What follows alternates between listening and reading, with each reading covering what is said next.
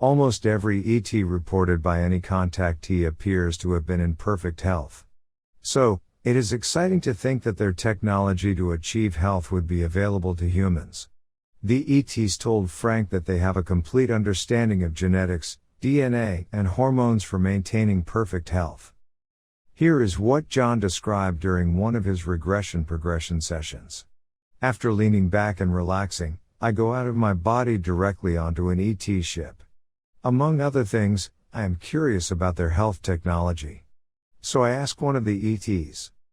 A human-looking Nordic woman explains to me that whenever ETs and their cyborgs want to have a health checkup or just generally clean up, they step into a curved cleaning cabinet like the one she is standing near. It is a little bit wider than her body and inset halfway into the ship's wall. The cabinet is shaped like a transparent cylinder with a closed top and bottom, looking a little like an oversized vitamin capsule. She said, "This is something like what you would call a shower on Earth." Except that, as John noted, it had no visible door. She said, "Let me show you how it works." As she moved close to the cabinet, the side of it instantly became invisible. After she stepped in, the atoms of the door formed behind her, but she remained visible to John. John was surprised to see that unlike most humans, she was showering while wearing clothes. On Earth, the very feminine-looking Nordic would have passed for a beautiful movie starlet, and so John idly wondered what she looked like without clothes. Immediately he saw a mental picture of her nude. He admitted, "I was immediately embarrassed. I figured she was reading my mind, and I quickly tried to block out her nude image." The Nordic woman almost certainly picked up his thoughts, but being kind-hearted and sympathetic about human flaws, she didn't say anything. She continued as if nothing had happened and said, "Usually we remove our clothes in the shower, but it is unnecessary.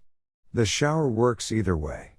This way, my clothing gets clean at the same time as I do."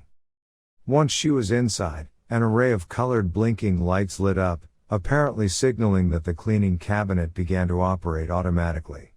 But there was no detectable sound or vibration and no water, steam or any other visible cleaning agents.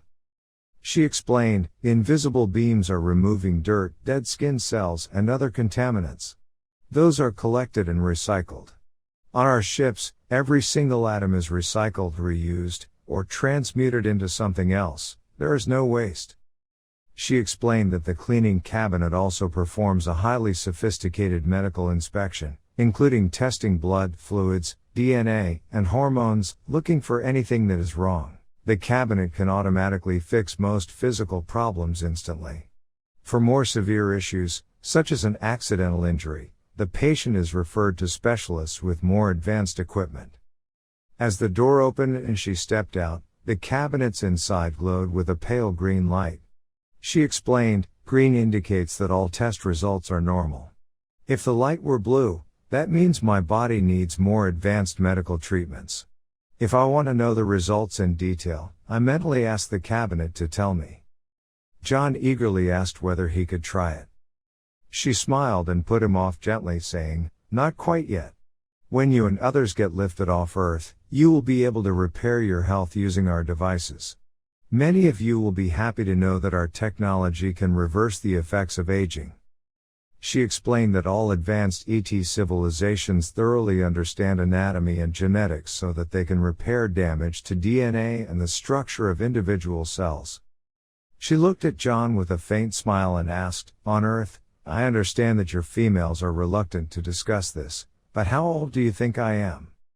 John told her that she looked 25 or 30 years old by Earth's standards. She laughed and said, "I'm more than 1,000 Earth years old and will probably be in this body for another 1,000 years." She continued, "We don't age the way humans do. Our bodies can live in perfect health for many thousands of years if we choose to do so. We just keep repairing them to maintain perfect health." She told John that Earth scientists are making significant progress in mastering the initial stages of longevity. After the coming Earth changes, she said that humans will no longer get old quickly the way we do now, we will live for many hundreds of years. Next, John was curious about accidents. She explained, "Oh, yes, These bodies can be damaged and die in accidents. However, because we usually see the future and avoid them, they are rare. But they do happen, for example, if one of our ships crashes on your planet. Also, one of us may decide that we have achieved all the progress that we can in a particular body. In that case, we consciously leave the old body and get a new body, often on a different planet.